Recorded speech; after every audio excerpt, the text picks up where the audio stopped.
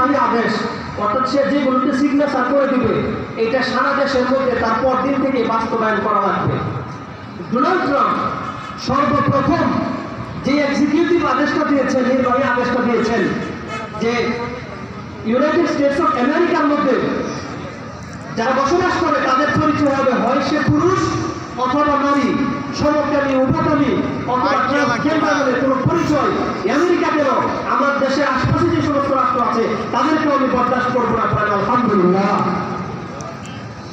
নির্বাচনী ইশতেহারের মধ্যে যখন ডোনাল্ড ট্রাম্প এই ঘোষণা দিয়েছিল তখন মুসলিমরা বেশি বেশি ভোট দিয়েছে ডোনাল্ড ট্রাম্পকে, যার কারণে ডোনাল্ড ট্রাম্প সে মানসিকভাবে কিছুটা পাগলের মতো হলেও মুসলিমরা তাকে গণহারে ভোট দিয়েছে, কারণ সে নির্বাচনে বিজয়ী হওয়ার পরে সে এলজিবিটিকে নিষিদ্ধ করবে, সমকামী বা উভয়কামীকে সে নিষিদ্ধ করে ইসলামের সুবাতাসের জন্য সে কাজ করবে। এজন্য সমস্ত মুসলমান ঐক্যবদ্ধভাবে ডোনাল্ড ট্রাম্পকে ভোট দিয়ে নির্বাচিত করেছেন। পড়েন আলহামদুলিল্লাহ। বাকি কি কি কাজ করবে আল্লাহ মালুম, আমরা জানি না, কিন্তু মুসলমানরা অন্তত ডোনাল্ড ট্রাম্পকে ভোট দিয়ে বিজয়ী করেছেন। সম্মানিত উপস্থিতি, সময় খুবই সংক্ষিপ্ত, আমাদের সময় হয়ে গিয়েছে। আমি আরেকটু কথা বলি, আমি আমার বক্তব্য শেষ করব।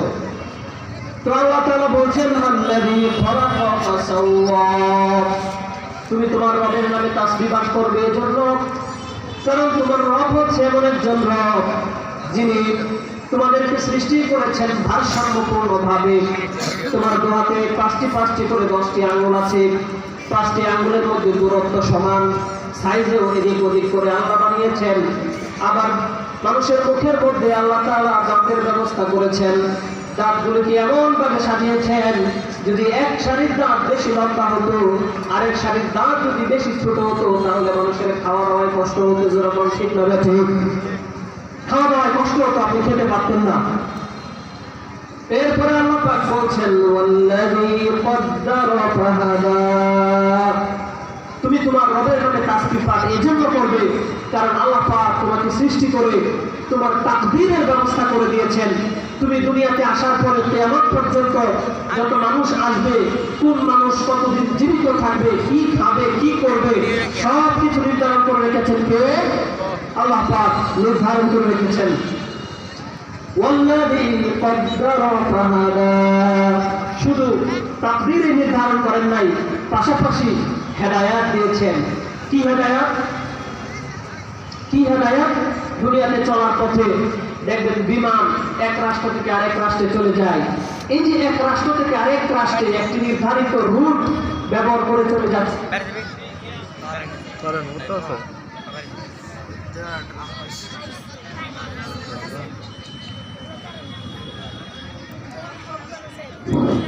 বিমান এক দেশ থেকে উড়ে উড়ে আরেক দেশে চলে যায়।